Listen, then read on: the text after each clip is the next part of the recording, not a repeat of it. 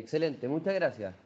Bueno, como contaba Daniel, yo trabajo en un fondo de pensiones en Chile, en la FB Provida, que es la FB más grande de Chile, y soy portfolio manager de los fondos de renta variable. Mi expertise es más es de renta variable, especializado en Latinoamérica. Y partiendo hoy día, empezando con la feria, vamos a empezar con la parte más teórica de cómo se hacen los portfolios, cómo se estructura el portfolio y cómo se va rebalanceando en la medida que va pasando el tiempo. Bueno, acá están las ¿cómo se llaman? Ya acá está. Perfecto, entonces, al final, ¿qué es lo que vamos a hablar hoy día? Vamos a hablar acerca de cómo se diseña un portfolio óptimo, qué es lo que incluye el portfolio óptimo. Puede tener acciones, real estate, acciones internacionales, fixed income, acciones de mid cap, large cap, small cap, caja, todo lo que, al final, toda la riqueza es lo que vamos a conversar ahora. ¿Qué vamos a ver hoy día entonces? Punto 1, que es lo que es un portfolio. 2, desde el punto de vista de la teoría moderna de portfolio, ir un poco a las bases teóricas del asunto, explicar un poco la optimización de Markowitz, que es toda la base matemática de cómo llegamos. Ahora lo vamos a hablar súper simple para que lo podamos entender todo. ¿Y qué es lo que es la diversificación? ¿Y cómo la logramos? Ahora esto tiene algunos pros y contras, también vamos a ver algunas cosas, unas críticas a la teoría, pero a pesar de esto, en la academia es es una de las mejores herramientas que se ha llevado a cabo. Así que vamos a ver con este tipo de herramientas cómo la llevamos a la implementación del portfolio óptimo, ¿cómo se llama? Con ejemplos más concretos. Y finalmente la inclusión del capital humano, porque al final el portfolio óptimo va a depender de qué tipo de personas somos. Entonces, ¿qué es lo que incluye? ¿Qué es lo que sería un portfolio? El portfolio al final serían todos los instrumentos que nosotros tengamos. Estos pueden ser activos financieros, que acá tenemos acciones, bonos, cajas. Dentro de las acciones tenemos acciones individuales, ETF, índices. También podemos invertir en commodity con algunos instrumentos. em, Tenemos opciones, derivados, todo lo que está dentro de los activos financieros. Eh, por otro lado, es súper importante a la hora de que uno invierta en el mercado, entender que por un parte está la parte de tus activos financieros, pero uno no puede mirar, no puede hacer una inversión sin perder de vista de lo que uno también tiene como activos reales. Por ejemplo, si uno tiene alguna casa, o sea, si uno tiene, por ejemplo, muchas casas, no sería tan recomendable que tuviera inversiones muchas en acciones inmobiliarias. eh, También activos reales, por ejemplo, si soy dueño de industria, súper importante. Y el capital humano, que también es bastante importante, que esto también va a ser determinante a la hora de cuánto nivel de acciones uno debe tener el portfolio. Sobre todo porque al final cuando uno es más joven, uno tiene mucha capacidad de tener muchas acciones, mucha renta variable, pero cuando uno se va haciendo más viejo, esta capacidad va disminuyendo. Bueno, en fin de cuentas, para analizar esto, estamos viendo el valor presente de la riqueza. Entonces, partiendo por el punto 0,0, tenemos que partir por algo que escuchamos todos los días, lo hablan los periodistas, sale en el diario, que es la diversificación. Y la diversificación no es más ni menos eh, que la capacidad estadística que nos permite que la volatilidad de nuestro portfolio, o sea, de nuestro conjunto de riqueza, disminuya. ¿Y cómo se logra esto? Así como nos muestra acá el monito, cuando las acciones suben, de repente los bonos bajan. Entonces, por ejemplo, si tengo acciones y hay alguna crisis, nuestras acciones van a caer, pero si tenemos nuestro portfolio parte en bonos, nuestros bonos capaz que suban de valor. o de repente podemos tener commodities, por ejemplo, el oro es una súper buena protección ante movimientos de crisis. Así que, por ejemplo, cuando hay una gran crisis que puede que se caiga todo, el oro va a subir. Entonces, al final, ¿qué es lo que hace esto? ¿Cómo se llama? Que al final la volatilidad, producto de lo que tengamos en nuestro portfolio entero, sea menor. Ahora, eh, ¿cómo se llama? Esto nos gusta, entonces, nos encanta tener cosas que se correlacionen inversamente. O sea, si tenemos, lo más simple, si tenemos acciones y bonos, nos gusta tener la mezcla de las dos, porque cuando uno sube, o sea, cuando uno caiga, el otro nos va a proteger porque va a subir. Por ejemplo, si nosotros en nuestro portfolio tenemos acciones de ExxonMobil y Chevron, las dos están súper dependientes de lo que pasa con el precio del petróleo. Así, si el petróleo sube, Exxon y Chevron van a subir. Entonces, al final es como tener lo mismo. Al final, la exposición de riesgo es la misma. Y si bien es cierto, la correlación va cambiando en la medida que pasa el tiempo, esto es un gráfico de la correlación de los últimos 3 años, es casi un 100%, o sea, es casi uno en la mayoría de los casos. Ahora, ¿qué pasa si entonces al final no ganamos nada comprando acciones de Exxon y comprando acciones de Chevron, porque no nos beneficiamos? ¿Qué es lo que tenemos que hacer? Algunas que se correlacionen inversamente. Entonces, por ejemplo, tenemos acciones de Exxon que se benefician con alzas del petróleo, y por otro lado tenemos acciones de American Airlines, que si sube mucho el petróleo, al ser una parte importante de su estructura de costos, va a ser perjudicada. Entonces, ¿qué es lo que pasa acá? Por ejemplo, si nosotros teníamos hasta hace un par de meses, el petróleo estaba sobre $100 por barril y se cayó a niveles de 50 y bajo que está hoy día en la mañana. Si hubiésemos tenido todo nuestro portfolio en acciones de Exxon, posiblemente nuestra riqueza estaría la mitad. Sin embargo, si hubiésemos puesto mitad y mitad, la caída del 50% de Exxon hubiese sido compensada por un alza muy fuerte de American Airlines debido a la caída del precio del petróleo, que es uno de los principales costos. Entonces, ¿qué es lo que tenemos que buscar? Acciones que tengan correlación lo más baja de uno. O sea, el ideal sería que encontráramos activos con números negativos. O sea, que si uno sube, el otro baja, que serían en ciertos periodos del tiempo. Pero ¿cómo se llama? Acá en Exxon y American Airlines sería un buen momento encontrar esto. Matemáticamente, no sabemos, lo que tenemos que encontrar entonces es correlaciones menores a 1. Eso sería lo ideal. Si tenemos acciones si tenemos acciones de Exxon con Chevron, seguramente va a ser súper positiva la relación y va a ser más cercano a 1. O sea, si uno sube, el otro sube, va a ser casi igual. Y eso básicamente. Entonces al final, ¿qué es lo que necesitamos? Encontrar en el mercado acciones que tengan correlación menor a 1. Ahora esto, ¿cómo lo hacemos? Súper fácil. Ahí está la fuente. Nos podemos meter a esta página y en que te da el sistema, tú pones la opción de ver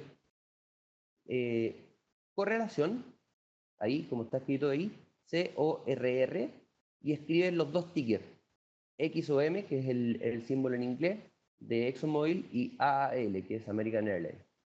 Ahí lo puedes buscar con todas las acciones que tú puedes estar revisando y si encuentras acciones que se vayan yendo hacia los números negativos, sería súper positivo incluir en el portfolio. Entonces, acá en simple, ¿qué es lo que tenemos? Tenemos acciones del BOESPA, que en general nos van a dar un retorno, puede que nos den un retorno muy alto, capaz que nos estén ofreciendo un 25% de retorno esperado. Acá está el retorno anualizado esperado, y acá es la desviación estándar, que es como en finanzas se habla del riesgo en general. ¿Cómo se llama? Y entonces vemos ahora al índice accionario que tiene una volatilidad, o sea, un retorno esperado de 25, pero una volatilidad de más menos 40. O sea, podemos ganar más 40 o perder menos 40. Y en promedio vamos a estar ganando alrededor de 25. Por otro lado, tenemos la Selic, que es la tasa libre de riesgo en Brasil. Entonces, ¿qué pasa si hacemos 50 y 50 estos dos activos? En términos de retorno, lo más probable es que tengamos un retorno esperado promedio en la mitad, o sea, alrededor del 23. Sin embargo,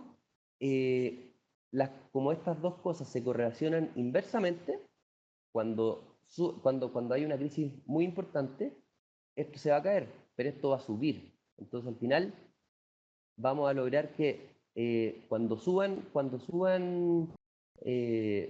se llama? Cuando hay una crisis y las acciones del Bovespa caigan,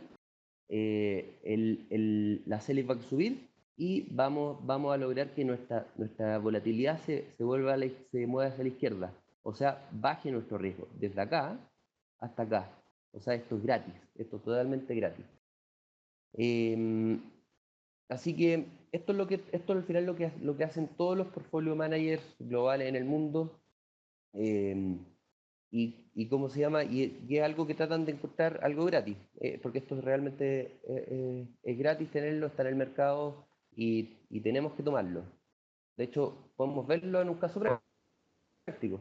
Si compramos el 2007, si hubiésemos comprado acciones del 2007, acciones del S&P, en la práctica podemos comprar ETF como el SPY, el VOO o el IBB, cualquiera de los ETFs que repliquen este índice, que el S&P 500, se hubiese perdido hasta el 2008 un 43%, que es un 25% anual compuesto. Sin embargo, si en la mitad hubiesen tenido también el ETF del Treasury de 10 años, que es el TLT US Equity, se hubiesen ganado un 40%. Entonces, al final, esa ganancia de 40 menos la caída del 42, lo más probable es que en un fondo con 50 y 50, en medio de la crisis más grande del mundo, o sea, no del mundo, pero de las crisis más importantes de los últimos 100 años, apenas hubiésemos perdido un menos 43 más 40, hubiésemos perdido un 3% en la crisis del 2008, lo que sería súper positivo. Solo para ilustrar, por ejemplo, el fondo A de los fondos de pensiones, el año 2008 llegó a caer 40% en un momento. ¿Por qué? Porque al final, porque está muy concentrado en renta variable. Si nosotros hubiésemos puesto 50-50, hubiésemos perdido apenas un 3%, lo que es súper positivo.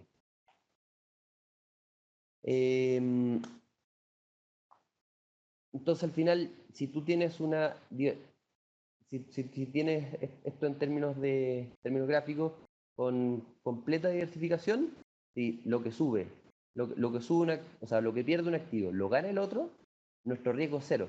No hay ningún riesgo, va a seguir subiendo y tu riqueza va a ir subiendo de manera constante sin ningún problema. Porque pierdes por uno, ganas por otro, pierdes por uno, ganas por otro. Pero al final tu riqueza va a ir subiendo de manera estática. Si no tienes ninguna diversificación,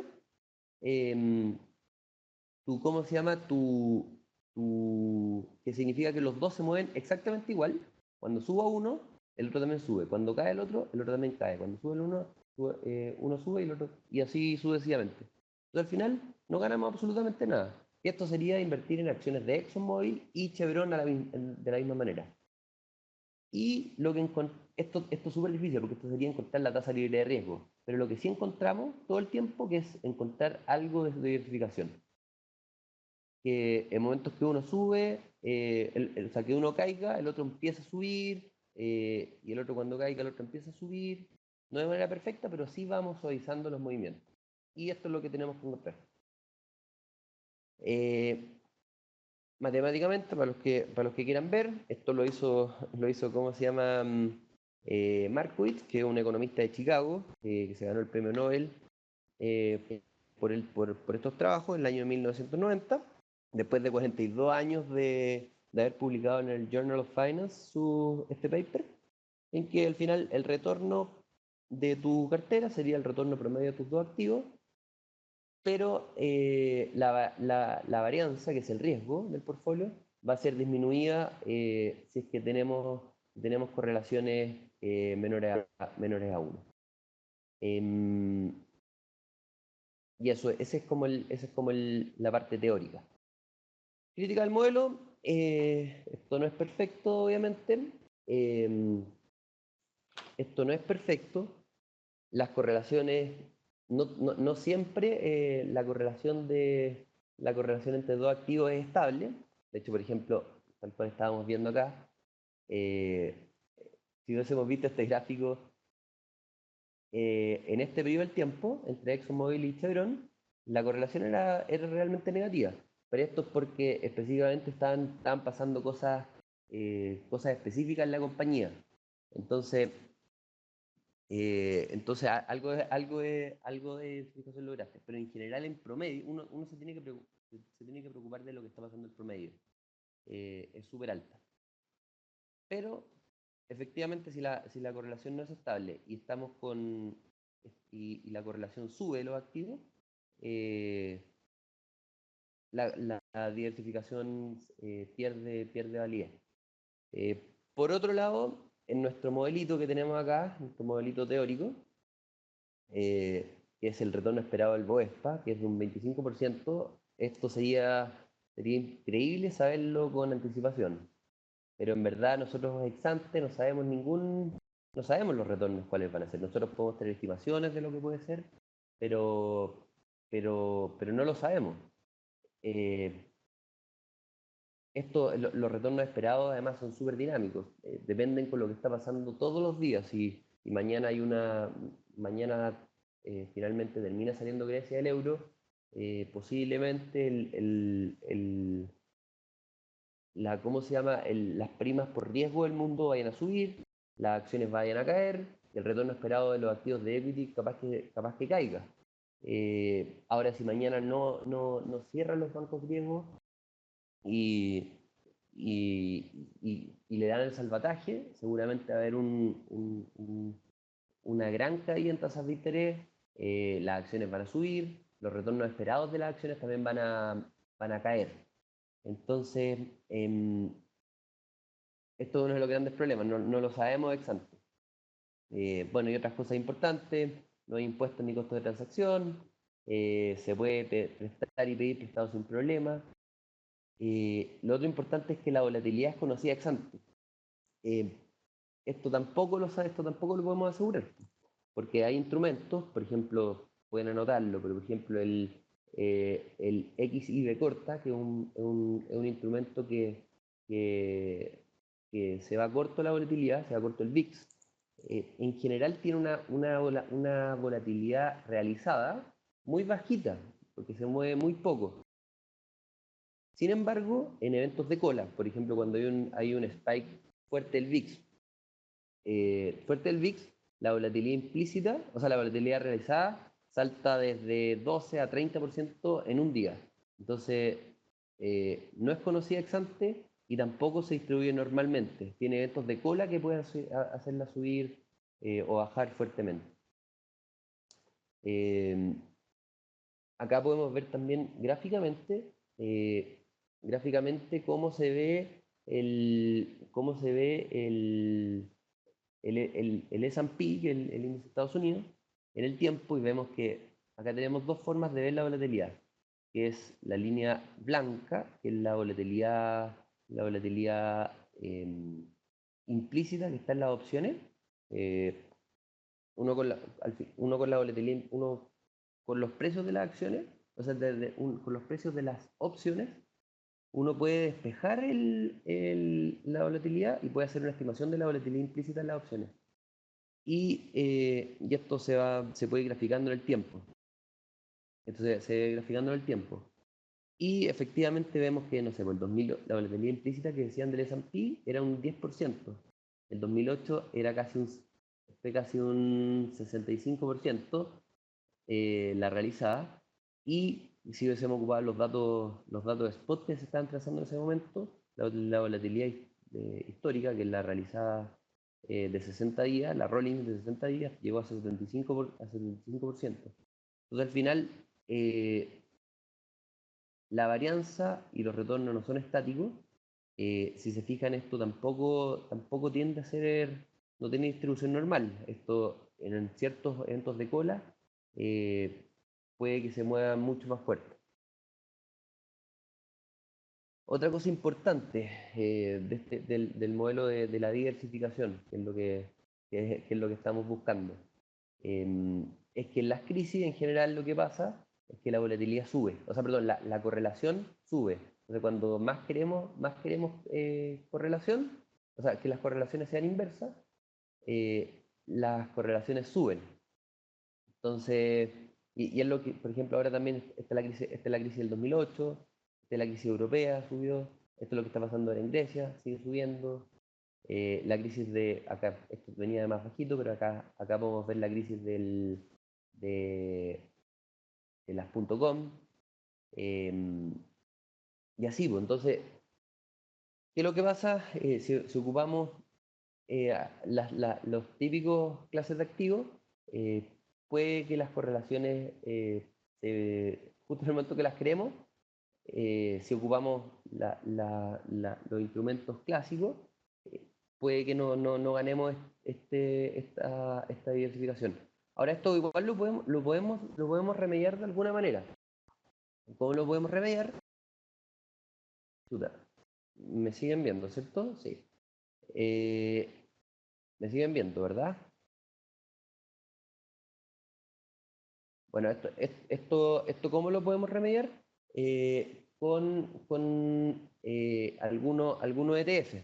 Por ejemplo, si buscan ustedes perdón, el GLD, US Equity, que es el spider del oro, esto es súper bueno para los momentos de crisis. Y en los momentos de crisis, lo que pasa es que esto es con los activos financieros normales. Pero en los momentos de crisis, acá no tenemos la historia, más de 10 años. A ver, 10 años. Ah, sí la tenemos. El 2008, que está acá, fue un gran rally que está de 80, 90, o sea, todo esto fue en un periodo muy, muy malo. Después todo esto lo siguió subiendo. ¿Por qué? Porque al final está súper correlacionado inversamente con los instrumentos financieros. Otra cosa, otro instrumento que pueden ocupar a los momentos de crisis es este instrumento de corto, ¿cómo se llama? De corta, perdón, de comprar volatilidad. Entonces, por ejemplo, hoy día es un día súper importante que cayó la acción es súper fuerte. Sin embargo, este instrumento te dio un alza de 5%. Entonces, al final, en momentos en momentos muy malos, en que tanto los bonos, las acciones, todo caiga, si uno tiene algo en el portfolio de VIX o de oro, nos pueden ayudar a atenuar nuestras pérdidas. Entonces, bueno, ¿cómo se llama? Esos son los problemas, pero a fin de cuentas, como les decía, esto es lo que ocupan finalmente todos los portfolio managers del mundo. em, y ¿cómo se llama? Y en eso vamos a hacer el framework que les vamos a explicar. ¿Cómo diseñamos el portfolio? Eh, necesitamos tener, como en todos los modelos teóricos, necesitamos tener un marco teórico que nos ayuden a poder elegir a nuestro instrumento. ¿Qué es lo que tenemos qué es lo que ocupamos acá. Obviamente un retorno objetivo que nosotros tenemos, que queremos llegar. Otra cosa, el riesgo que queremos asumir. Ahora, ¿cómo vemos el retorno objetivo? Obviamente con la esperanza del retorno. El riesgo, como les comentaba, que es lo que se hace en la práctica, es ver con la volatilidad que estamos dispuestos a soportar en nuestro portfolio. Ahora, como les comentaba, esto es lo más importante. ¿Y cómo lo podemos mitigar parte de este riesgo? Buscando activos con alto retorno esperado, pero que se correlacionen inversamente. Ahora, esto no es solamente esto y se acabó, porque tenemos que ocupar también criterios de liquidez. Por ejemplo, si queremos ocupar y necesitamos la plata el próximo año, seguramente, a pesar de que el retorno esperado del private equity sea muy alto, no vamos a poder comprar private equity. Vamos a tener que comprar instrumentos líquidos financieros que se transen en la bolsa de Nueva York. Si nuestro horizonte, dependiendo también de nuestro horizonte de inversión, si invertimos más a largo plazo, seguramente nuestra tolerancia para cómo componemos este retorno va a ser diferente y seguramente vamos a tener más tolerancia a tener más activos riesgosos.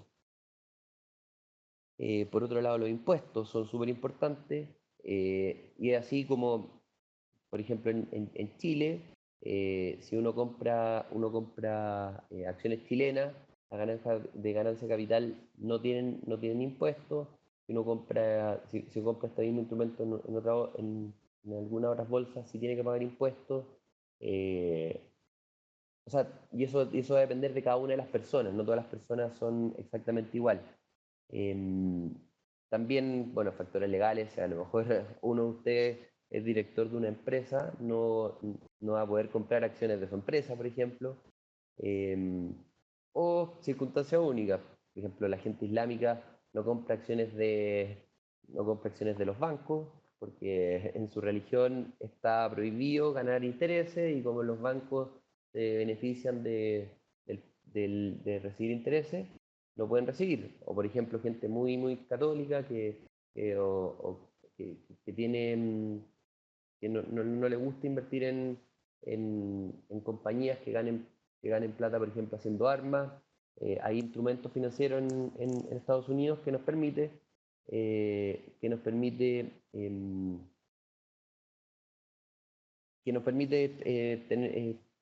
participar en estas circunstancias únicas. Ahora, después al final podemos dar que me estaban preguntando por el interno algunas preguntas, pero al final las vamos a contestar. Igual las pueden escribir ahora para que yo las alcance a leer y las podemos revisar todas al final. ¿Les parece? Pero vayan escribiéndolas y yo las pregunto al final. Entonces al final, en nuestro marco teórico, partamos con el retorno y tenemos que preguntarnos. Nosotros necesitamos un retorno absoluto, un retorno relativo, necesitamos un retorno realista. O sea, ¿es realista este retorno que nos sale? Necesitamos, en términos nominales, reales. Por ejemplo, la gente que está en Brasil seguramente no está muy preocupado de un retorno nominal, está mucho más preocupado del retorno real. ¿Por qué? Porque la inflación está al niveles de 8% y si le ofrezco un 4% de retorno nominal, estaría perdiendo plata. Entonces no le gustaría tener retornos, no estaría tan preocupado del retorno nominal o de un retorno nominal de 4%, por ejemplo. Después, por ejemplo, si es que ustedes tienen posibilidad de comprar instrumentos o sea, ustedes pueden tener, por ejemplo, un pair trade, pueden comprar un instrumento, pueden ser largo un instrumento y se corto otro. Entonces, quizás su retorno sería un retorno relativo. Por ejemplo, ¿qué retorno relativo? Por ejemplo, puede que las acciones de Vale estén mucho mejores que las acciones de BHP, que ahí ustedes pueden comprar Vale y vender BHP y estarían buscando el retorno relativo. Entonces al final tenemos que primero hacernos todas estas preguntas, todas estas preguntitas. Lo otro relevante también es ¿cómo se llama? Es que estos retornos son, también depende de qué tipo de personas soy, porque al final si yo estoy invirtiendo a los 23 años, seguramente mi horizonte de inversión, y estoy en Rusia, mi horizonte de inversión es muy largo y lo más probable es que tenga una inflación muy alta. Entonces, de todas maneras, voy a estar buscando un retorno real y ojalá un retorno real y un retorno más alto que la inflación que tengo en este minuto. Entonces puedo partir con ¿cómo se llama? Con un ejemplo. Por ejemplo, nosotros podemos poner meta. Hoy día yo soy Juan Pablo, tengo 30 años, yo tengo 2 millones de dólares, tengo mucho menos, pero supongamos que tengo 2 millones de dólares, y necesito juntar quiero llegar a 2.971.895 dólares en 20 años. Entonces, ¿por qué quiero esto? Porque yo en 20 años más me quiero comprar una casa en la playa, que ¿cómo se llama? Que me va a costar esto, o quizás en 20 años más, mi hijo va a ir a la universidad y me va a costar muy caro porque le va a tener que comprar una casa en otro lado, le va a tener que pagar el tuition, lo que sea. Entonces ahí uno se tiene que preocupar, tiene que ver su escala de lo que tiene y revisar cuáles son mis objetivos de largo plazo. ¿Para qué quiero la plata? Al final, ganar por ganar plata da lo mismo, pero al final tenemos que ver para qué queremos la plata y en qué periodo. Entonces, si nosotros, ¿cómo se llama? Eh, esto lo podemos hacer en Excel, tenemos 2 millones, eh, si esto le sumamos una tasa de 2%, vamos a llegar al 2%, a un 2% real, o sea, un 2% de tasa como necesidad. Esto, lo más probable, y vamos a estar súper de acuerdo, que es un retorno súper alcanzable. Entonces, si mi retorno esperaba un 2%, ¿será necesario meter esta plata a acciones? Seguramente no. ¿Y qué es lo que voy a hacer? En vez de comprar el SPY, voy a comprar el TLT, que es un ETF ¿cómo se llama? De la tasa de Estados Unidos a 20 años. Y con eso no tengo ningún problema, porque al final la tasa que me ofrece de aquí a 20 años es más de 2%, y como mi horizonte es largo, voy a llegar sin ningún problema. Pero ¿qué pasa si en vez de 900.000 tengo, o sea, 2 millones tengo 900.000? Esto lo podemos despejar, pero mi retorno esperado, o mi retorno objetivo va a ser un 6%. ¿Esto lo podemos lograr? Yo creo que sí, pero si compramos solamente papeles del Tesoro Americano, que nos van a dar un 2, no vamos a llegar. Entonces vamos a tener que comprar acciones. Vamos a tener que comprar quizá EWZ, que son Brasil, o RCX, que son Rusia, quizás no Rusia, pero quizá SPY, que son instrumentos de Estados Unidos, y posiblemente va a llegar al 6,2%. Ahora, ¿qué pasa si tengo 100.000 y quiero llegar a este valor? El tema, acá nos vamos a complicar, porque nuestro retorno esperado va a ser un 18%, que es súper, súper alto. Esto, bueno, ya que estamos con Excel, esto no, no es, bueno, esto no es imposible, no es imposible tener un 18%, pero es muy difícil. Estoy respondiendo porque justo alguien me hizo un comentario por el interno. No es imposible tener un 18, pero tener un 18% de manera consistente durante los próximos 20 años es muy difícil. Em, o sea, es muy, muy, muy difícil. No, en un portafolio diversificado es súper difícil. Entonces, veamos cuánto es alcanzable para que pongamos los números en perspectiva. Si uno hubiese invertido, si uno ve datos desde 1926 al año 2010, los retornos de small cap, o sea, acciones medianas, o sea, perdón, chicas, hubiese sido compuesto un 12,1%. Entonces para llegar al 18%, tendría, o sea, con instrumentos normales y de manera pasiva sería imposible. No podría hacer esto. Yo he comprado acciones del S&P, o sea, acá el Small Cap, ¿cómo lo hacemos?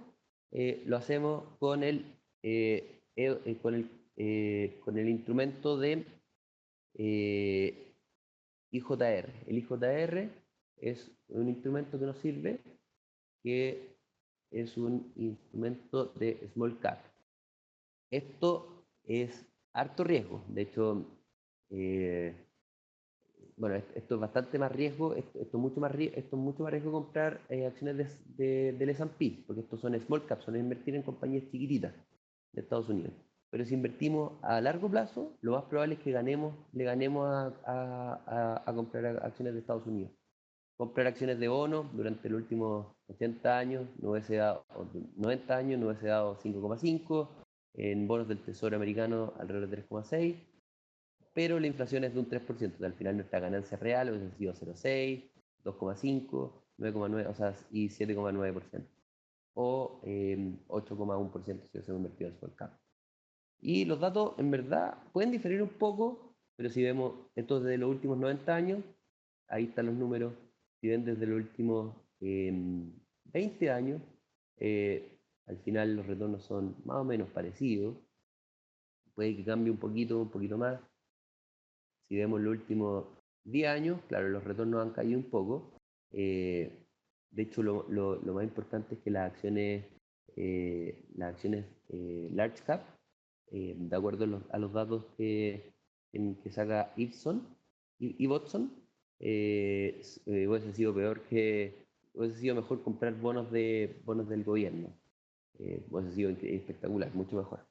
Pero las small cap siguen ganando plata, así que es súper bueno que ocupen, o sea, que al menos lo tengan en el radar, el IJR, o si no, el otro que es bastante bueno, el IWM, que son acciones mid-cap, que es el que está acá, que es el Russell 2000, son acciones mid.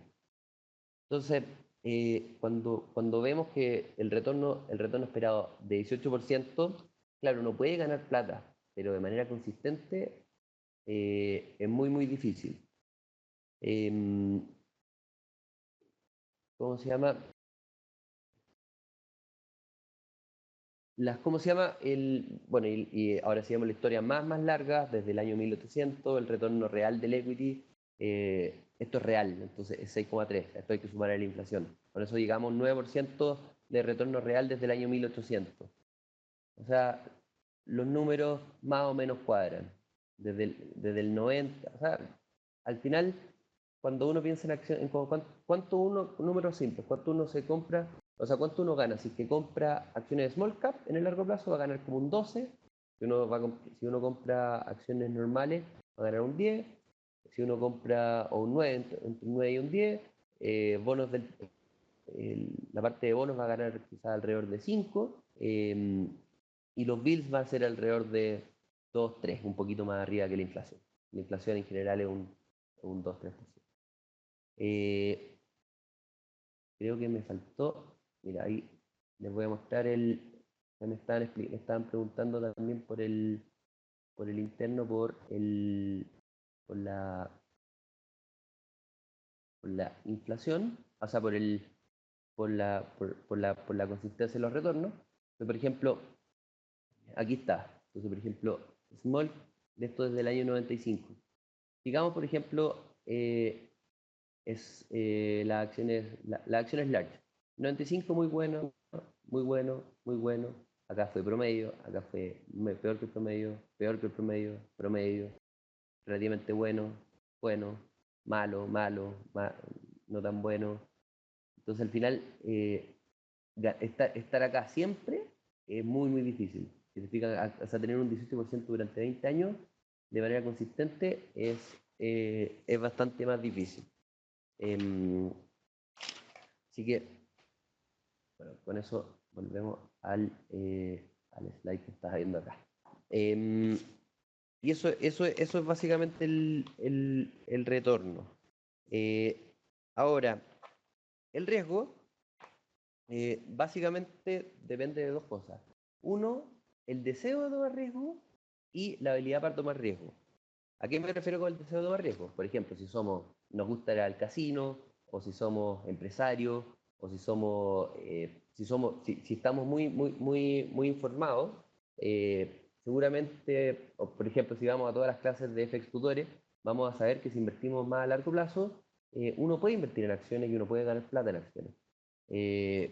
Pero, pero eso tiene que ver con el deseo de tomar riesgo. Yo a pesar de que sé que uno puede perder plata en acciones, yo sé que en el largo plazo voy a ganar más que en la renta fija.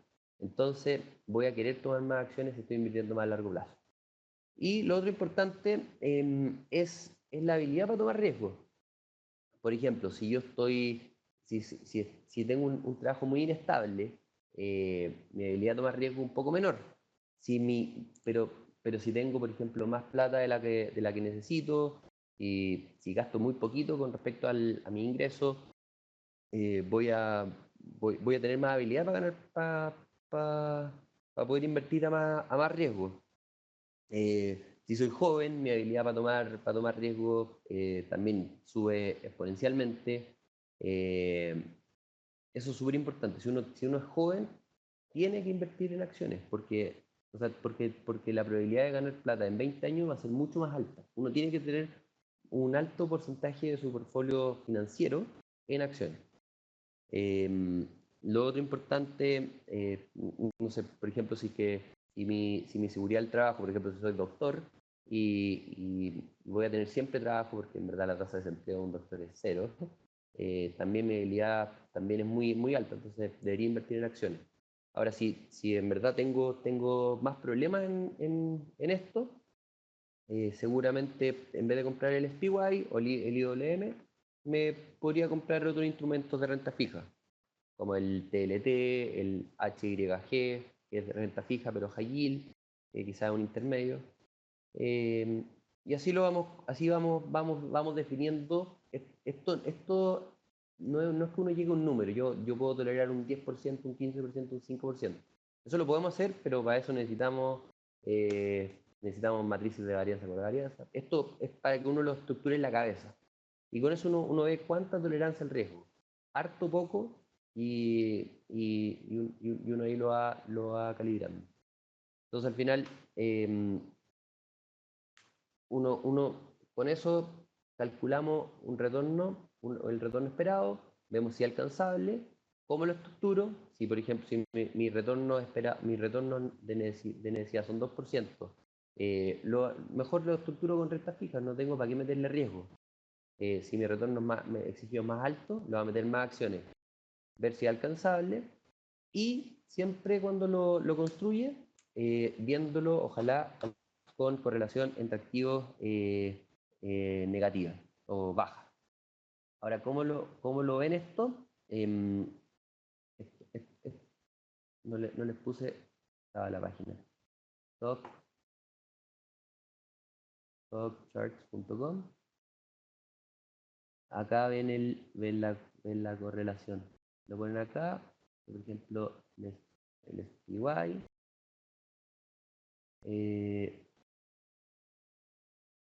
SPY, lo ven acá.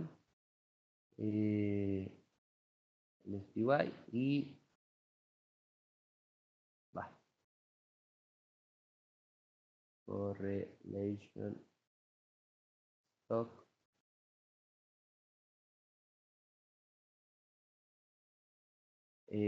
Por ejemplo, ese instrumento que está acá, y uno le puede poner acá overlay, correlation, que está,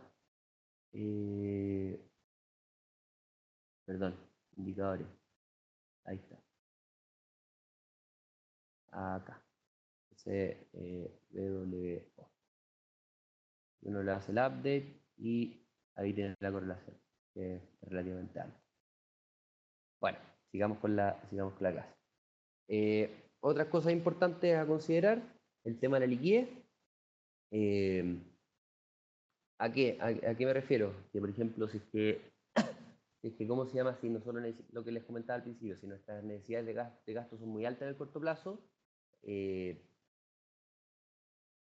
al final, si necesito plata en el corto plazo, no voy a invertir en activos líquidos, tengo que invertir en activos líquidos que estén listados en Estados Unidos, ojalá. Si necesito la caja para emergencia, tampoco voy a invertir en private equity. Otra cosa que son ilíquidos, por ejemplo, si tengo mucha plata, por ejemplo, tengo 100 millones de dólares, no sé si alguno de los que escuchan tiene 100 millones de dólares, pero, y quiero comprar un bono de ETF de high yield, por ejemplo, el HYG de high yield. Este instrumento es súper bueno, pero es ilíquido, o sea que si es que trans un instrumento muy grande, puede que los costos de transacción sean muy altos. Así que, dependiendo de mis necesidades de liquidez, voy a comprar instrumentos más o menos líquidos. Lo importante, el horizonte de inversión, también tenemos que considerar cuando estamos eligiendo nuestros instrumentos. Si estamos nosotros, al final lo que hacen todos los profesores, te dicen que hay 3 fases importantes: la fase de acumulación, de conciliación, después la que uno gasta la plata que ahorró. Al principio, cuando uno es más joven, está acumulando, después consolida y después empieza a gastárselo ahora. Entonces, cuando uno está acá, cuando uno es joven, tiene que invertir más en acciones, mucho más en acciones, mucho menos en bonos. Acá va bajando la posición de acciones hasta que al final, seguramente acá tiene que estar, ojalá, en activos que te den tasa. Entonces ahí tenemos el HYG, el TLT, o corporate bond, corporate bond, por ejemplo, este que está acá también, este que está acá, el LQD, pero instrumentos ¿cómo se llama? Con mayor residuo de interés. A esto me refiero con lo del horizonte de inversión. Al final, que gane o que suba o que caiga una acción en un día, la probabilidad es más o menos 50 y 50. Un poquito más porque el retorno esperado del equity es mayor a 0. Pero si uno invierte a una semana, la probabilidad sube 56, a un mes 59. Si uno invierte a 10 años, la probabilidad de perder plata es muy baja. ¿Y cómo se llama? Entonces, final, la probabilidad de ganar plata invirtiendo en acciones a mayor plazo sube exponencialmente. Entonces, si uno es joven, les repito, tiene que invertir en acciones. ¿Cómo se llama? Y cuando uno sabe esto, porque al final esto es exponencial. ¿A qué me refiero? Por ejemplo, si nosotros invertimos a 20 años, va a juntar con una tasa de 4% anual compuesto, va a juntar 81.000, perdón. Si uno invierte a 40 años, al doble, gana 8, 16, 24, o sea, 3 veces, o sea, es exponencial las ganancias. Son exponenciales las ganancias. Así que, ojo, si estamos invirtiendo largo, invirtamos, ojalá, harto al principio, porque no sacamos nada con empezar a aumentar nuestras contribuciones cuando uno tiene 60 años, porque tu horizonte va a ser mucho más bajo. ¿Y qué más tenemos acá? Bueno, el tema importante a considerar, el estatus impositivo. Acá lo tenemos que ver cada uno en cada uno de sus países. Ver el estatus impositivo, por ejemplo, si uno está en Chile, gana poca plata, tu tasa de impuestos baja. Si uno gana mucho más plata, tu tasa marginal es 40%. Lo mismo pasa en todos los otros países. Y también las tasas de los impuestos a la ganancia de capital son diferentes a las de los dividendos, a las de los intereses. Esos son factores importantes que tenemos que considerar cuando vemos los instrumentos. Y las restricciones legales y regulatorias que pueden ser importantes a cierta gente. los impuestos acá, los efectos que básicamente son súper negativos. Al final, que tenemos acciones al 10% con impuesto al 20%, después de impuestos te ganáis un 8 y un 8 compuesto por 20 años es mucha plata. Circunstancia única, a lo mejor mucho, lo que les comentaba, hay mucha gente, a lo mejor alguno de ustedes es musulmán, le va a complicar invertir en activos que entreguen intereses, si ustedes tienen, no les gusta invertir en, si ustedes quizás son muy cristianos, por ejemplo, el Ave María Catholic Values Fund, ustedes lo pueden comprar y, por ejemplo, quiere comprar acciones que no viola el core value of teaching of Roman Catholic Church. Entonces, hay instrumentos para todo lo que ustedes quieran tener. Y finalmente, la importancia del capital humano. La gente a los 25 años seguramente tiene ¿cómo se llama? Tiene pocos billetes en la cuenta corriente, pero mucha cabeza en su cerebro y seguramente su plata está en su cabeza y en su capital humano. Esa es su realmente plata. ¿Y cómo es la plata del capital humano? En general, salvo que uno sea vendedor, que uno ahí es mucho más depende mucho más del ciclo, en general uno recibe sueldo, o sea, es igual que un bono. Entonces, su capital humano es muy parecido a la renta fija. Entonces, uno ya tiene un pedazo muy grande de renta fija por tener capital humano. ¿Cómo se llama? Entonces, a los 25, el 90% de la riqueza que uno tiene es puro capital humano y el resto es financiero. Entonces, con tus activos financieros, trata de invertirlo en acciones. ¿Cómo se llama? Porque tú tienes que ver el portfolio entero, no solamente la parte financiera. Y a medida que vas avanzando en tu edad, tu capital humano va cayendo y van subiendo tus otros activos. Estos son estimaciones que recomienda el journal, el Financial Analysis Journal, y te dice los allocation ¿cómo se llama? De equity versus renta fija que debería tener cada una de las personas en cada uno de los años. ¿Por qué? Porque a los 25 años el porcentaje de la riqueza en capital humano es 94. O sea, toda la riqueza de la persona de 25 años es la universidad, lo que estudió. Y después va cayendo al 7%. En cambio, lo que uno tiene en financials es nada. Entonces invierten en acciones acá, todo este periodo. Y ¿cómo se llaman? Entonces acá es lo que te recomiendo, estas tablitas se las puedo dar, pero al final lo que te recomienda a los 25 es tener más o menos un 60% en acciones, después 58 y llegar hasta los 70 años que se te dé vuelta totalmente. Ahí está eso lo pueden buscar en internet. Se los voy a dejar igual en la presentación. Y hay que ir haciendo rebalanceos. Como les digo, uno avanzando en el tiempo. Les recomiendo que ocupen esto como un framework a largo plazo y a medida que va pasando el tiempo vayan aumentando sus posiciones en renta fija, vayan disminuyendo la parte en acciones y tienen que ir haciendo esos rebalanceos. Otras cosas que nos obligan a tener el rebalanceo es que, por ejemplo, si las acciones suben mucho, seguramente mi ponderación va a subir por efecto precio. También hay que ir haciendo rebalanceos cuando hay algún desvío importante. Y ser mateíto, ver a largo plazo, no perder nunca de vista la diversificación. Y llegamos al resumen. Uno, no perder la diversificación, súper importante, buscar activos poco relacionados. Los retornos tienen que ver con el riesgo que estoy asumiendo. La tablita que les mostraba, si invierte en small cap, es muy riesgosa, pero si está a largo plazo de ganar más plata, pero está asumiendo más riesgo. O sea, si invertía 6 meses, no invierta en acciones en small cap, a menos que no invierta en acciones small cap. Todos los portfolios no son iguales para todas las personas, dependen del riesgo y el retorno que necesito y estoy dispuesto a asumir. Y se construyen dependiendo de mis necesidades de liquidez, horizonte, tratamiento tributario, mis preferencias personales, los factores legales. Y finalmente, el tema del capital humano, que no olviden considerar el capital humano y que tienen que ir haciendo rebalanceos a medida que pasa el tiempo. Y llegamos a las preguntas. Me voy a ir al... ¿Cómo llego a la página de las preguntas? ¿Cómo llego a las preguntas? Acá está. Acá. Vamos a ver. 5 o 10 minutos de preguntas. A ver, tu portfolio, acá me pregunta, ¿tu portfolio sigue algún índice como referencia a ganar?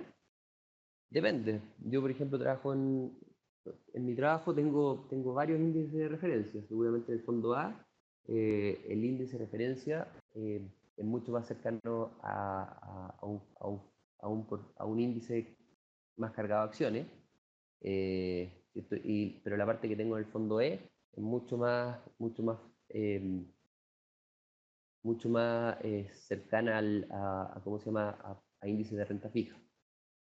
Después, acá me pregunta, una forma para comenzar es conocer y estudiar los ETF y fondos mutuos.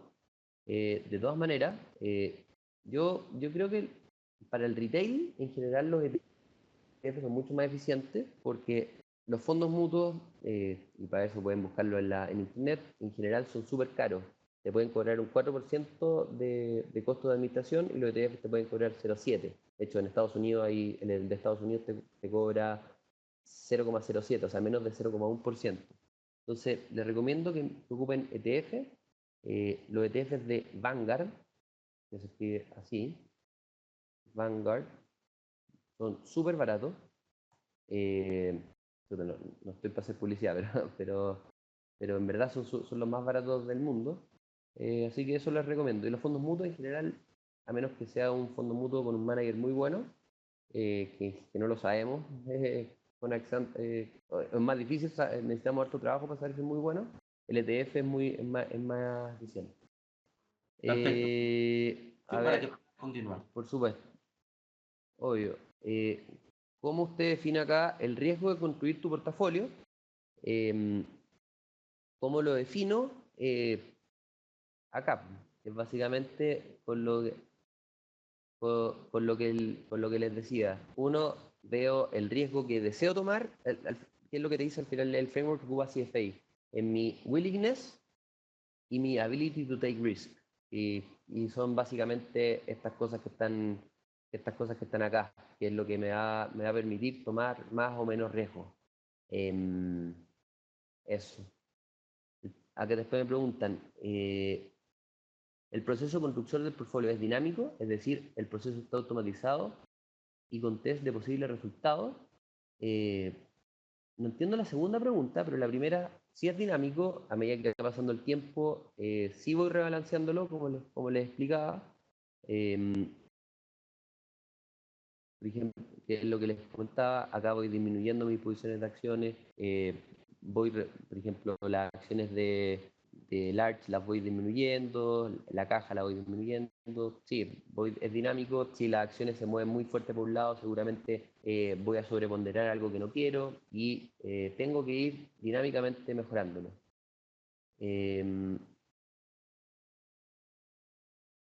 Acá me preguntan, ¿cuánto rendió anualmente su modelo de administración de portafolio en los últimos 3 años? Esto, te puedo decir lo que han rentado las AFP han rentado bastante, pero eso sería una patudez decir que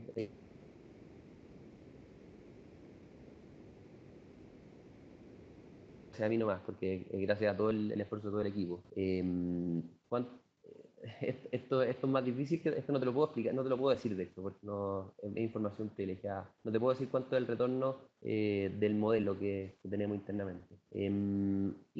Espérate. Acá esto es una muy buena pregunta. ¿Podría explicar de manera sencilla la relación de riesgo de mercado y beta? Eso es súper fácil. Al final, yo les decía, el IWM, eso es una forma fácil de estimar lo que es la volatilidad. Por ejemplo, el IJR, que era el small cap que les comentaba, tiene que tener acá el beta, déjame ver, por ejemplo, es 1,13, o sea, es bastante más. Por ejemplo, este es un instrumento con alto en X y B corta, que es corto de volatilidad, tiene un beta muy, muy fuerte. Lo tiene, o sea, es que es inversamente relacionado al VIX, que tiene, esto es un beta negativo. A ver, ¿cuál les puedo pedir acá? el RSX, en general, que es Rusia, acá tienes un beta de casi 2, o sea, muy, muy riesgoso, súper, súper riesgoso. Entonces, al final, es una buena aproximación de cuánto es el concha. ¿Aló? ¿Aló? ¿Me escuchan? Creo que perdí la compartición. Pero creo que lo puedo. Ahí lo voy a volver. Creo que la había perdido la compartición. Pero ahí volvió. Entonces, al final, el beta es un buen proxy para no ocupar la versión estándar y la pueden encontrar fácil en las explicaciones de, de Yahoo Finance. ¿Y qué es lo que es el beta?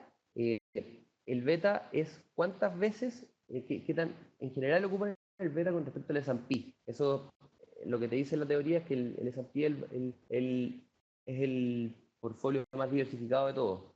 Entonces, por ejemplo, algo que tiene un beta de 2 es que tiene un retorno esperado el doble que el S&P y una desviación estándar el doble que el S&P. Entonces, si por ejemplo es 0,5, en la mitad y así. Finalmente, las malas noticias impactan en la misma proporción a la volatilidad que las buenas noticias. Depende, eso es súper difícil. O sea, eso es súper relativo, porque no todas las buenas noticias son iguales para todas. Llegar el precio del petróleo es muy malo para los productores de petróleo y es muy bueno para los que tienen como insumo el petróleo.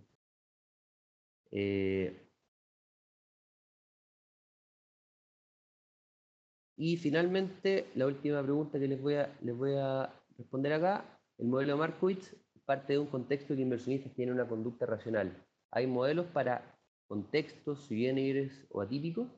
Sí, y acá pueden ver, pueden ocupar, yo creo que ahí podrían investigar un poco de behavioral finance, que es lo que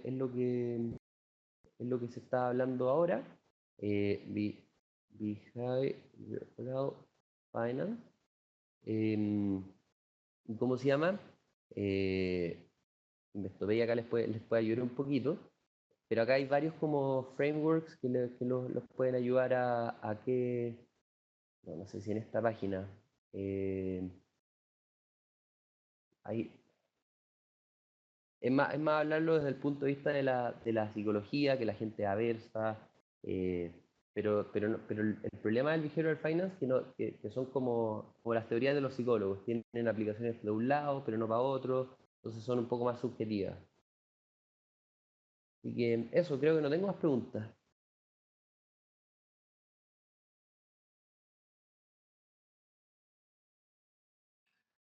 Por mi parte, les voy a hablar un poco de quiénes somos nosotros, a qué nos dedicamos, qué cosas pueden hacer con nosotros, cómo pueden operar con nosotros. Es una presentación básicamente de quién es BMFM, ¿no? Boston Merchant Financial. Les comento, ¿no? BMFM empezó en el 2008 en los Estados Unidos, en una ciudad que se llama Boston, de ahí viene el nombre. Y conforme comenzamos a operar inicialmente dentro de los Estados Unidos, también nos dimos cuenta que había un mercado fuera de los Estados Unidos. Y gradualmente comenzamos a atacar esos mercados, a penetrar y desarrollar esos mercados. Y también comenzamos a obtener diferentes licencias para poder operar, ¿no? Ahora tenemos la licencia europea, la licencia de Australia, la licencia en Rusia, en Nueva Zelanda y en Emiratos Árabes. También tenemos una licencia de procesamiento de pagos en Londres y estamos buscando también obtener una licencia de broker este año o a más tardar el próximo año, que es la FCA, en Londres también. Conforme comenzamos a tener diferentes licencias, comenzamos a obtener diferentes oficinas, ¿no? Tenemos alrededor de 13 oficinas más o menos, desde México hasta Nueva Zelanda, Emiratos, tenemos en Dubái, tenemos en Kuwait, tenemos en Cairo, en Boston, en China tenemos 2, en Bulgaria, en Rusia, en Ucrania. Y estamos mirando la forma de poner una oficina próximamente, ya sea este año, de lo que queda del año, o en el peor de los casos, a comienzos del próximo año en Lima. ¿Qué pasa? América Latina está dividida en dos sectores básicamente bien marcados, América del Sur y América del Centro. Entonces nosotros, si bien tenemos una oficina en México, que está en Monterrey, me gustaría también poder estar localizados en América del Sur y poder dar un soporte desde América del Sur, ¿no? Entonces considero de que por muchas razones Lima presta y brinda una gran oportunidad, ¿no? Me gustaría tener en un futuro una oficina en Lima, una en Chile y así sucesivamente, pero tenemos que empezar por un sitio de partida y vamos a tratar de que sea en este caso Lima, Perú, ¿no?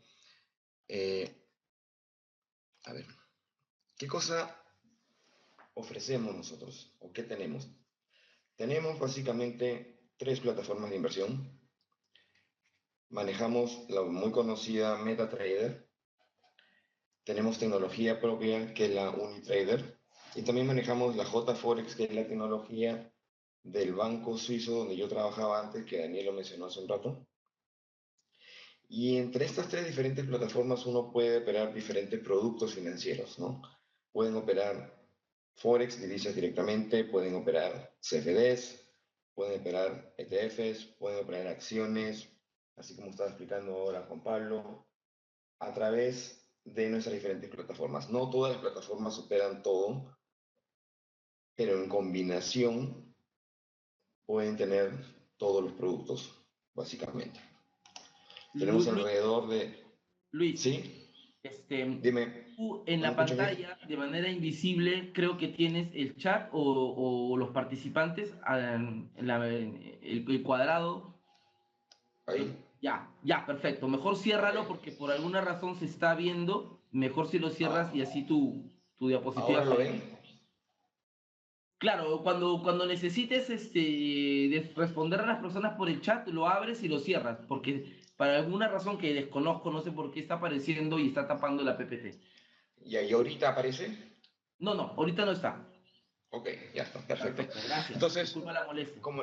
No, no, tranquilo. Como les decía, mucha gente se hace una pregunta y es la pregunta que básicamente nos hacen a todos las casas brokers, ¿no? ¿Por qué elegir una casa broker en comparación con otra? En este caso, ¿por qué elegir BMFN? Yo escribí un artículo muy interesante que Daniel lo va a traducir también próximamente y lo va a poner en su portal y se le va a dar toda la información, que se llama Factores para elegir un broker, ¿no?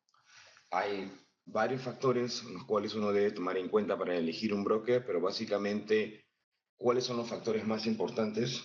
El factor más importante es que tiene que estar la empresa regulada, ¿no? Tiene que tener una regulación. ¿Y por qué tiene que tener una regulación? Porque la regulación favorece siempre al cliente. En el caso que haya un problema, en el caso que haya alguna discrepancia, en el caso que haya algo que no está correcto, uno siempre puede ir al agente regulador y poner el caso y abrir un caso y tratar de darles una solución, ¿no? Ahora, regulados por sí, solamente por sí, no es suficiente. Tienes que también tener en cuenta el país donde estás regulado.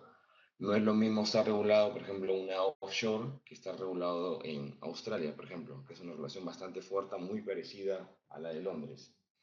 Entonces, BMFN, muy aparte de estar en el negocio del 2008, cuenta con 5 regulaciones que nos permiten operar a través de todo el mundo, por así decirlo, ¿no? Tener una participación global. Tenemos más de 1000 productos financieros en nuestra combinación de nuestras tres plataformas. Tenemos spreads y márgenes muy competitivos. Si me preguntaran a mí cuál es la segunda razón o cuál es la segunda requisito, por así decirlo, o factor para tener un broker, siempre es el costo, ¿no? Muy aparte de la regulación, el país de la regulación también es el costo que se aplica. Entonces nosotros tenemos unos spreads muy competitivos, lo que hacen que sea un menor costo para el cliente final y que puedan ustedes tener un margen de ganancia mayor, ¿no? O sea, costo sea menor.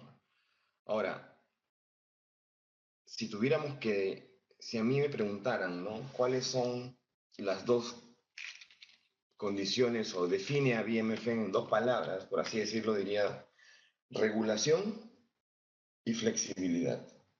Nosotros somos regulados y bien fuertemente regulados y también somos una compañía muy flexible. que entendemos la necesidad, que nos adaptamos al cliente, que vemos en algunos casos, caso por caso, como diríamos, ¿no? Vemos soluciones para los money managers, soluciones para los IBs, soluciones para los clientes retail, soluciones para los clientes institucionales, soluciones para los clientes VIPs, soluciones para clientes en América, para clientes en Emiratos, clientes en el Medio Oriente, para clientes en Asia y en Europa. Entonces, no todos los mercados funcionan igual, no todas las culturas funcionan de la misma forma, entonces hay que adaptarse, ¿no? Nosotros hemos hecho un trabajo muy grande en cuanto al tema de adaptación y tecnología para los IBs, para todos los agentes introductores. Hemos desarrollado una tecnología propia que básicamente tiene como un eslogan de crea tu propio brokeraje, ¿no? Sé tu propio broker. En los años 1900, cuando a alguien le preguntaban en los Estados Unidos a alguien, ¿a qué te dedicas? Bueno, yo soy un broker. Ok, interesante, pero ¿qué hace el broker? El broker es quien introduce el negocio a la casa broker. Entonces nosotros hemos desarrollado una tecnología para que todos ustedes puedan ser brokers para que nos introduzcan el negocio nosotros, ¿no? Es una tecnología que viene con un CRM, viene con un back office y viene con la plataforma, todo brandeado, con el logotipo y todo muy simple de operar. Es una tecnología que está en la plataforma nuestra de Unitrader y que no toma más de 10 minutos en poderse desarrollar. Todo está automatizado. Entonces, en ese lado somos flexibles, está en múltiples idiomas y también damos toda la capacitación necesaria, ¿no? Tenemos más o menos más de 15 idiomas entre toda la compañía que hablamos. Tenemos programas también de marcas blancas que vienen a ser nuestros partners en diferentes regiones. En Lima tenemos uno que acabamos de cerrar muy grande, que de repente ustedes lo conocen, se llama Financial FX, de Luis Urquiza, que también da muchas presentaciones, que trabaja mucho con Daniel. Hemos trabajado con ellos para que puedan ellos ser nuestra marca blanca también en América. Tenemos soluciones para los money managers, para los gestores, entre usando la PAM y la MAM. Básicamente es una solución completa e integral, lo cual ofrecemos. Algunos números acerca de nosotros. Hacemos un volumen más o menos de 30.000 llaves al mes. Para los que tengan un poquito una idea, 30.000 llaves al mes es bastante interesante. No somos la casa broker que hace los volúmenes más altos, pero estamos rankeados, podríamos decirlo, dentro de las 15 o 20 primeras casas brokers, ¿no? En cuanto a tamaño, en cuanto a volumen, cantidad de clientes. Tenemos más de 5.000 IBs, y eso es bastante, señores. Y todo esto gracias a nuestra tecnología, ¿no? Tenemos alrededor de 50, al menos, nuevos IBs que vienen cada mes, más de 1.000 clientes que se abren cada mes, y tenemos presencia en muchísimos países. Nuestros apalancamientos varían desde 1.25 hasta 1.400, dependiendo de la necesidad del cliente, dependiendo de la localidad donde está el cliente y dependiendo del monto de inversión también del cliente. Tenemos soporte las 24 horas. Trabajamos desde el mercado normalmente el domingo hasta el día viernes. Y como les mencioné antes, tenemos excelentes precios, excelentes spreads, excelentes condiciones, excelentes swaps. Hacer un partnership con nosotros también es una opción. Hacemos partners con IBs, brandeados, como les expliqué, marcas blancas también, brandeadas. Le damos liquidez a otras casas brokers, trabajamos con gestores, los money managers, y tenemos una solución básicamente completa e integral. Por el otro lado, y cambiando un poco el tema y dándole un enfoque diferente, mucha gente siempre nos pregunta qué tiene en común o qué correlación hay con el Forex, ¿no? En este caso con las inversiones. Y nosotros siempre dije, fashion y finanzas van juntas, las dos comienzan con F, pero no es eso. Es una forma de darle el otro sabor, de tener una parte más emotiva, más no relacionada directamente al trading per se, ¿no? Entonces creamos nosotros un concurso de belleza, básicamente eso es, un concurso fashion que se llama Miss Unitrader. Como ven en esta fotografía, aquí estamos en la final que fue el año pasado en Shanghái, acá está la chica de rojo que ganó, y con la ayuda de todos ustedes y con el apoyo de Daniel, estamos tratando de lanzar para el próximo año Miss Unitrader América Latina. Es un concepto diferente, es un concepto interesante, es un concepto bonito y vamos a ver si es posible lograrlo. Tenemos como le dije a Daniel, ¿no? La ilusión y las ganas y vamos a tratar de que se pueda desarrollar. Nosotros también contribuimos mucho en cuanto a escribir artículos, escribir material, hacer videos, talk shows en diferentes portales. Uno de los más grandes es LeapRate, que estuvo en Lima también con nosotros, estuvo con Daniel, hizo una entrevista a Daniel. Está Forex Magnets también, donde hablan qué cosa es lo que sucede básicamente en el mercado mundial. Y ahí yo tengo la oportunidad de una columna donde escribo y ahí fue donde escribí Factores para elegir un broker, que ha sido uno de los artículos más leídos hasta el día de hoy, de los top 5 más leídos. Y constantemente tenemos presencia en los medios, ¿no? Tratamos de explicar, llevarles a ustedes toda la información que necesiten para que ustedes puedan evaluar y tomar sus decisiones.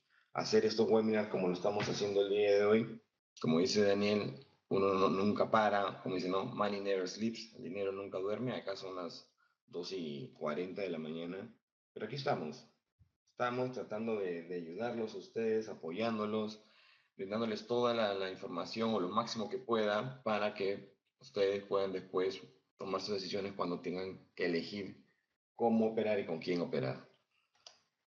Tenemos también promociones al mes, cada mes varía, ¿no? A veces tenemos bonos del 15%, a veces del 10%, a veces del 20%, excepcional, o a veces del 5%. Hacemos unos seminarios semanales que son todos los lunes, martes y miércoles en línea de 8 de la noche a 9 de la noche hora de Perú. Lo hace nuestro analista financiero Omar Barrientos. Seguro que algunos de ustedes ya lo conocen o han escuchado estos seminarios. Son totalmente gratuitos. Pueden acceder cuando ustedes deseen. Solamente tienen que escribirme un email para agregarlos a la lista para que todas las semanas les envíen los accesos para que lo puedan escuchar. Estos seminarios hablan de diferentes tópicos, inclusive tomamos ideas de tópicos que ustedes puedan sugerir. La semana pasada me parece que se habló sobre qué la situación estaba en Grecia y qué es lo que está sucediendo, ¿no? Para que estén un poco al día. También tenemos mucho material para ayudarlos, inclusive tenemos vídeos en la plataforma, en la MetaTrader hay un gabinete privado, ustedes entran ahí y tienen videos para principiantes, desde qué cosa es Forex, qué es un PIB, hasta más avanzados, ¿no? Y también vamos a continuar haciendo un curso de trading de 3 meses. Hicimos un curso que empezó ya para todas aquellas personas que abran una cuenta con nosotros con un mínimo de $1,000, me parece que es. Tienen el bono, tienen los seminarios semanales, tienen el curso de 3 meses, que es bastante amplio, y tienen toda la asesoría. Este año fue, en mayo hicimos un evento presencial en Lima. Fue todo un éxito, lo hicimos con Daniel, con tutores, fueron más de 120 personas, estuvimos ahí casi 2 horas, inclusive fue LeapRate, el representante, el jefe en edición, fue a Lima desde Tel Aviv, porque ellos están en Israel, para cubrir este evento, habló también ahí, y para que ustedes puedan comenzar a tener un poquito más de conocimiento que otros portales de información existen, ¿no? Ahora, LeapRate va a hacer un convenio con nosotros para poder hacerlo todo en español, para que toda esta información en español la puedan acceder todos los días todos ustedes. Pensamos hacer un próximo seminario presencial ahora en agosto. Estamos coordinándolo con Daniel también con tutores. Y esta vez lo que vamos a hacer un poquito más grande, en lugar ya de 100, 120 personas, lo queremos hacer más o menos a 200, 250 personas, para que todos ustedes puedan no solamente escucharlo como lo están haciendo ahorita online, sino físico y presencial, que a veces es un poco más pragmático y es un poco que llega un poco más, ¿no? Estamos todos ahí, todo el mundo colabora, todo el mundo pregunta, todo el mundo comenta, entonces algo que de repente el online a veces no permite o que hay esa barrera que no permite llegar como el presencial. Entonces estamos listos para seguir. Yo, como dijo Daniel, estaré viajando a Lima la próxima semana y de ahí me pienso quedar unos meses allá, ¿no? Más o menos unos 4 meses. Buscar IVs, buscar nuevos prospectos, desarrollar el negocio, buscar clientes, atenderlos a todos ustedes, tienen preguntas, poder reunirme con ustedes y comenzar a ver el tema de una vez, de comenzar a poner una pequeña oficina para comenzar allá. Entonces, a partir de la próxima semana, con el mayor de los gustos, podemos contactarnos a todos los que estén en Lima o provincias, ¿no? Y tratar de organizar una reunión y juntarnos. Siempre por temas de regulación, tengo que decir que el trading es alto riesgo, que uno no debe de invertir lo que no tiene, no debe de irse prestado para poder invertir y que los resultados de mañana no garantizan los resultados pasados, ¿no? Gracias, Dani, por poner ahí mi correo. Estos, señores, ha sido una presentación más o menos rápida y corta de quiénes somos, para que tengan una idea. Sé que también están ya más de 1 hora y 45 aquí escuchando las presentaciones, para un poquito cansados también. Y quedo con ustedes para lo que necesiten. Ahí tienen mi correo. Si tienen alguna pregunta, escríbanme. Si quieren hablarme por Skype también, les voy a poner acá mi Skype. Y para aclararles cualquier duda que tengan, si alguien tiene alguna pregunta ahorita, se la respondo, si no después no hay ningún problema. Pero aquí ve que leí que decía una como la demo que ustedes manejan, la mayoría de instrumentos financieros de una 24, el índice, es decir, más de 100, Ángel, no sé a qué te referías. ¿Y cómo ver una regulación adecuada? Es bien fácil. Le preguntas, bueno, todas las compañías, todas las casas de brokers siempre anuncian en su página web qué regulación tienen, en dónde están regulados, ¿no? Y si no lo publican, pregúntenles a ellos en dónde están regulados.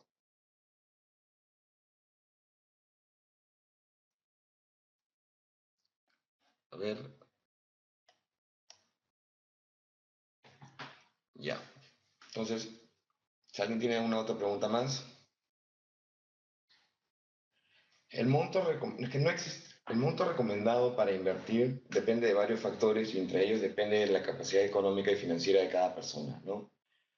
Siempre uno tiene que tener en consideración que este es un producto de un riesgo alto y tiene que tener también consideración de cuánta espalda financiera uno tiene para poder tomar la decisión cuánto invertir. Ahora, con nosotros pueden abrir una cuenta con $500 o con $1000. La gran mayoría, como media, por así decirlo, en clientes retail, sobre todo en mercados donde recién comenzamos, ponen entre 1000 y 5000, más o menos, con un apalancamiento de 200 veces. Santiago es un mercado muy interesante, es cierto, Chile sobre todo, y abrir una oficina allá está dentro de nuestros planes, ¿sí?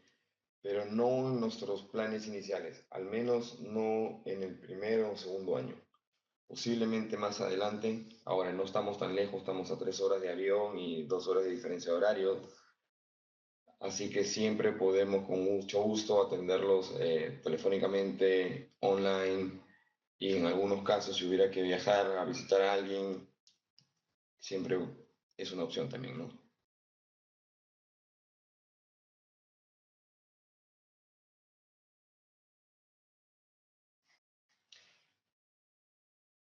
Si no tienen ninguna otra pregunta acerca de nosotros, que me imagino que sí la van a tener porque van a ver todo el curso que se va a dictar toda esta semana, lunes, martes, miércoles y jueves. Aquí vamos a estar, aquí voy a estar yo, si no alguno de mis chicos, para aclarar cualquier pregunta, así que no se preocupen si ahora van a dormir o mañana se levantan y dicen, le hubiera preguntado esto a Luis. Aquí voy a estar el día de mañana también, me la pueden hacer sin ningún problema, así que no se pregunten.